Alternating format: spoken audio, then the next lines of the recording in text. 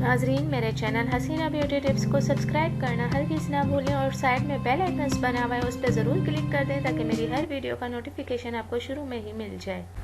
बिस्मिल्लाहिर्रहमानिर्रहीम। अस्सलाम वालेकुम। कैसे हैं नाजरीन? उम्मीद करती हूँ अल्लाह पाक की रहमत से आप लोग बिल्कुल खैरियत के साथ होंगे। नाजरीन, आज मैं आपको ख्वाब में बादाम देखने की ताबीर बताऊंगी। हजरत इब्न सीरीन रहमतुल्लाह अलैह ने फरमाया है कि ख्वाब में बादाम देखना नेमत और रोजी है, लेकिन झगड़े से हासिल होगी।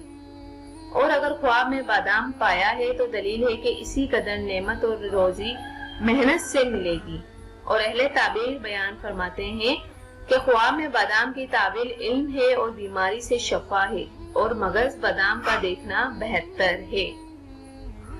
हजरत करमानी रहमतुल्लाह अलैह ने फरमाया है कि अगर कोई शख्स देखे कि बादाम पोस्त समेत इसके पास है या किसी ने इसको दिया है तो दलील है कि बखील आदमी से कोई चीज सख्ती के साथ पाएगा।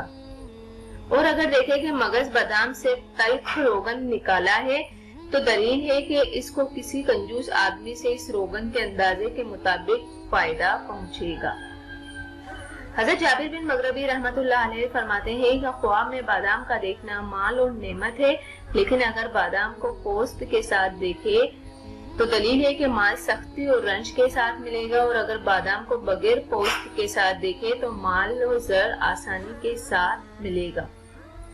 हजरत जाफर सादिक रहमतुल्लाह अलैह ने फरमाया है कि ख्वाब में बादाम को देखना दो वजह पर है। पहला है पोशीदा माल हासिल होगा और दूसरा है बीमारी से शफा पाएगा। तो नाजरीन, ये ख्वाब में बादाम देखने की ताबीर उम्मीद करती हूँ आपको जरूर समझ आई होगी। जाने से पहले सिर्फ इतना ही कहूंगी, मेरे चैनल को लाइक सब्सक्राइब जरूर दे दिया करें। Thank you. अल्लाह हाफिज। जज़ाकल्लाह।